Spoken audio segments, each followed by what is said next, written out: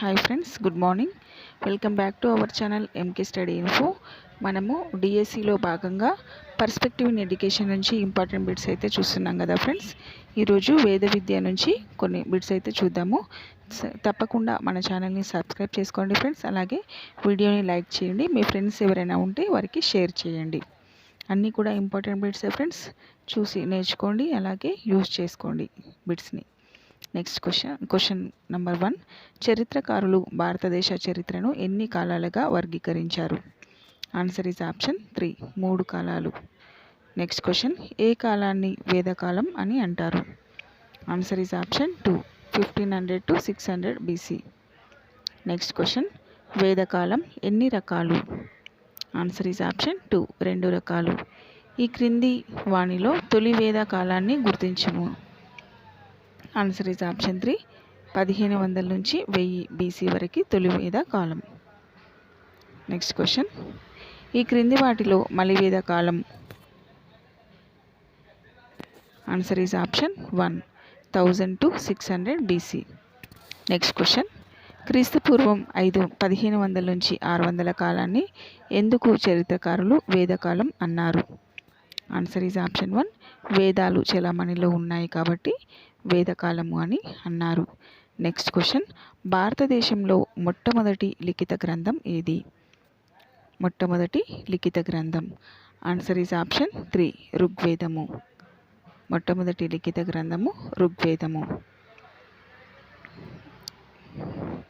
వేదాలు చలామణిలో ఉన్నాయి కాబట్టి వేదకాలం అని అన్నారు 1500 నుంచి 600 కాలాన్ని. అలాగే మలివేద కాలం వచ్చేసి 1000 నుంచి 600 BC వరకు. ఓకేనా. నెక్స్ట్ క్వశ్చన్, ఈ క్రింది ఏ కాలంలో వర్ణ వ్యవస్థ అనేది బయలుదేరింది? వర్ణ వ్యవస్థ.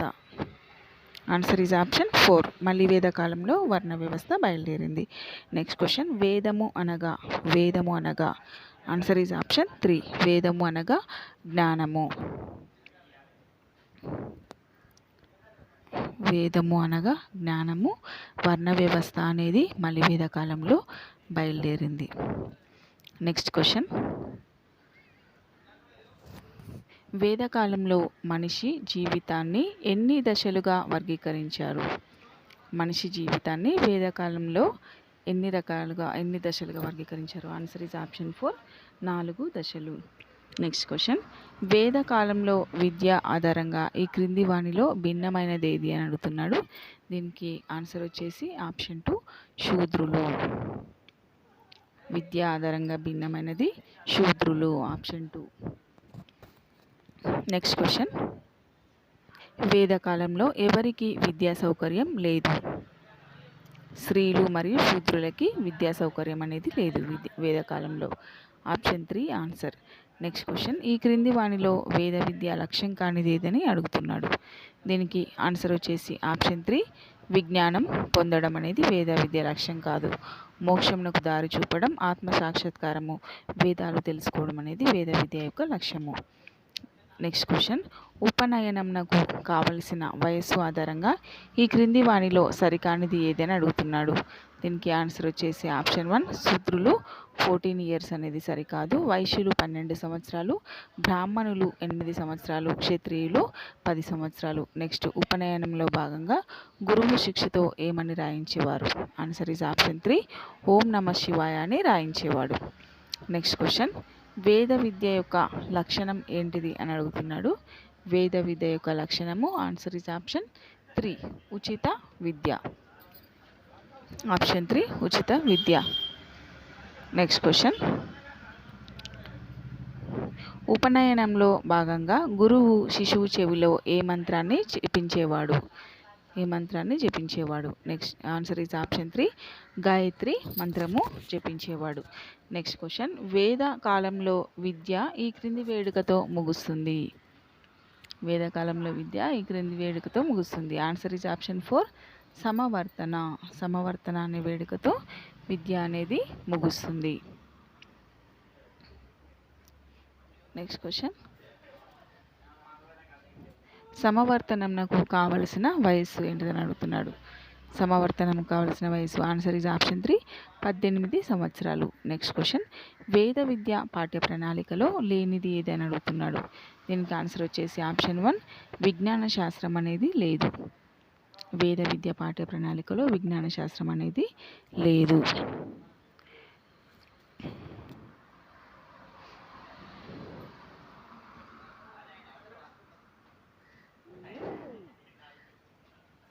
నెక్స్ట్ క్వశ్చన్, ఈ క్రింది వాణిలో వేద పాఠ్య ప్రణాళిక విషయాలు అని అడుగుతున్నాడు. ఆన్సర్ వచ్చేసి ఆప్షన్ 4 పైవన్నీ ఉపనిషత్తులు, పురాణాలు, ఇతిహాసాలు, వ్యాకరణం, గణితము, ఛందస్సు. నెక్స్ట్ క్వశ్చన్, ఉపనయనం జరిగిన వారిని వేదకాలంలో ఏమని పిలిచేవారు. ఆన్సర్ ఈజ్ ఆప్షన్ 3 ద్విజులు అని పిలిచేవారు. ఉపనయనం జరిగిన వారిని వేదకాలంలో ద్విజులు అని పిలిచేవారు. నెక్స్ట్ క్వశ్చన్, వేదకాలంలో సమస్త విజ్ఞానం ఎక్కడ దొరికేది. ఆన్సర్ ఈజ్ ఆప్షన్ 4 గురువు దగ్గర దొరికేది. నెక్స్ట్ క్వశ్చన్, ఈ క్రింది వాటిలో వేదకాల బోధనా పద్ధతి ఏదని అడుగుతున్నాడు. వేదకాల బోధనా పద్ధతి ఆన్సర్ ఈజ్ ఆప్షన్ 4 వాచిక పద్ధతి.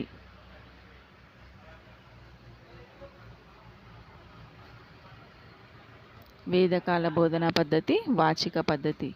నెక్స్ట్ క్వశ్చన్, వాచిక పద్ధతిలోని దశలను సూచించింది.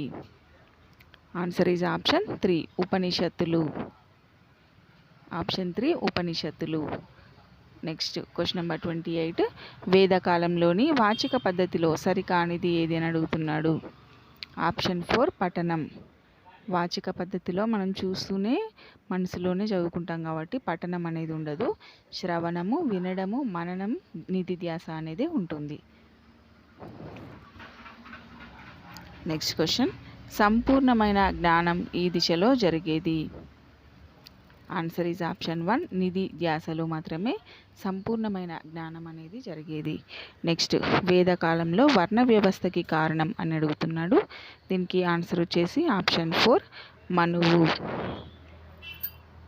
వర్ణ వ్యవస్థకి కారణము ఆప్షన్ 4 మనువు.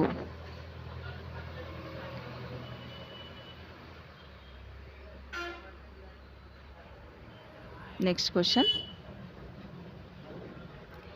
వేదకాలంలో బోధన అనేది ఏ భాషలో జరిగేది. ఆన్సర్ ఈజ్ ఆప్షన్ 4 సంస్కృత భాషలో జరిగేది.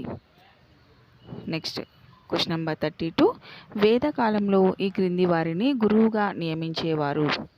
ఆన్సర్ ఈజ్ ఆప్షన్ 3 బ్రాహ్మణులను. నెక్స్ట్ క్వశ్చన్ నెంబర్ 33, వేదకాలంలో గురువు యొక్క స్థానం. ఆన్సర్ ఈజ్ ఆప్షన్ 2 దైవ సమానంగా భావించేవారు గురువుని వేదకాలంలో. ఏమని భావించేవారు? దైవ సమానంగా గురువుని వేదకాలంలో భావించేవారు. బ్రాహ్మణులను మాత్రమే గురువుగా నియమించేవారు. అలాగే వీరి భాష అనేది సంస్కృతము.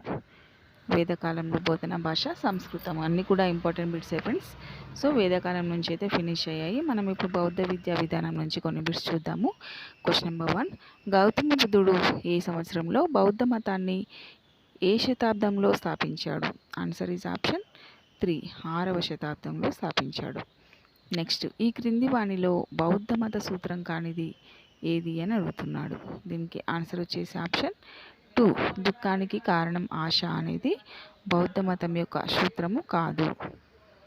ప్రపంచం మొత్తం దుఃఖమయం, కోరికని నివారిస్తే దుఃఖాన్ని నివారించవచ్చు అనేది వీటి యొక్క అంశాలు. నెక్స్ట్ క్వశ్చన్, బౌద్ధ విద్య అంతిమ లక్ష్యం ఏంటిదని అడుగుతున్నాడు.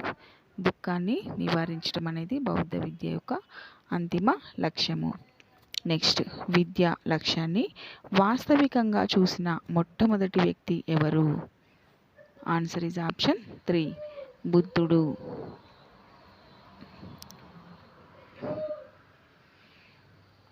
నెక్స్ట్ క్వశ్చన్, బౌద్ధ విద్య ప్రధాన లక్షణం. ఆన్సర్ ఈజ్ ఆప్షన్ 2 అందరికీ విద్య. బౌద్ధ విద్య అనేది అందరికీ విద్య. నెక్స్ట్ ప్రపంచంలోనే మొట్టమొదటిసారిగా అందరికీ విద్యను అందించిన విద్యా విధానం ఏమిటి? ఆన్సర్ ఈజ్ ఆప్షన్ 1 బౌద్ధ విద్య. బౌద్ధ విద్య అందరికీ విద్య.